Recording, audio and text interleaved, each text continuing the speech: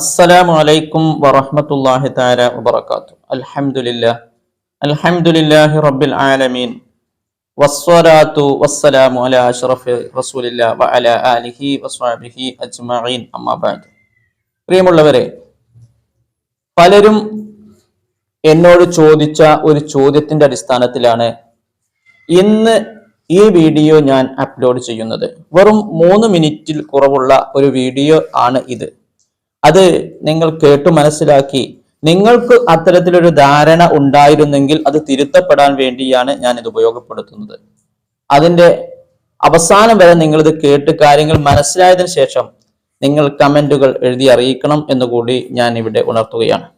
അത് എന്താണ് എന്ന് ചോദിച്ചാൽ, പല സഹോദരങ്ങളും എന്നോട് ചോദിക്കുന്നുണ്ട്, ഉസ്താദെ, പ്രത്യേകമായിട്ട് മുഹറം മാസത്തിൽ നമ്മൾ നിർവഹിക്കപ്പെടേണ്ടുന്ന നിസ്കാരം ഏതാണ്? അല്ലെങ്കിൽ മുഹറം 10 നിസ്കരിക്കേണ്ട ഒരു പ്രത്യേക നിസ്കാരമുണ്ടല്ലോ, അത് ഏതാണ്? അപ്പൊ അവരുടെ ചോദ്യത്തിൽ നിന്ന് നമുക്ക് മനസ്സിലാക്കാം, അവരങ്ങനെ മനസ്സിലാക്കി വെച്ചിട്ടുണ്ട്, അല്ലെങ്കിൽ നമ്മുടെ നാട്ടിലുള്ള നടപ്പനുസരിച്ചുകൊണ്ട്, നാട്ടിലുള്ളവർ പറയുന്നതനുസരിച്ചുകൊണ്ട് അവർ കേട്ടിട്ടുണ്ട് മുഹറം 10 ഒരു പ്രത്യേക നിസ്കാരം ഉണ്ട് എന്ന്. എന്നാൽ പെരുന്നാൾ നിസ്കാരം പോലെ, അല്ലെങ്കിൽ റമളാനായ നമ്മൾ നിസ്കരിക്കുന്ന നിസ്കാരമാണ് തറാവീഹ് നിസ്കാരം. പെരുന്നാളുകൾക്ക് 2 പെരുന്നാളുകൾക്കും പ്രത്യേകമായിട്ട് നമ്മൾ പെരുന്നാൾ സുന്നത്ത് നിസ്കരിക്കാറുണ്ട്. അങ്ങനെ പ്രത്യേകമായ ദിവസങ്ങളിലൊക്കെ നമ്മൾ നിസ്കരിക്കാറുണ്ടല്ലോ എന്ന ധാരണ വെച്ചായിരിക്കാം ഒരുപക്ഷെ അവർ ചോദിക്കുന്നത്. എന്നാൽ അവരറിയാൻ വേണ്ടിയും നിങ്ങൾ അറിയാൻ വേണ്ടിയും ഞാൻ നിങ്ങളോട് പറയുന്നു, മുഹറം 10 അല്ലെങ്കിൽ മുഹറം 9 അങ്ങനെ വെച്ചുകൊണ്ട് ഒരു പ്രത്യേക നിസ്കാരം ഇല്ല. അങ്ങനെ ഒരു പ്രത്യേക നിസ്കാരം ഇല്ല.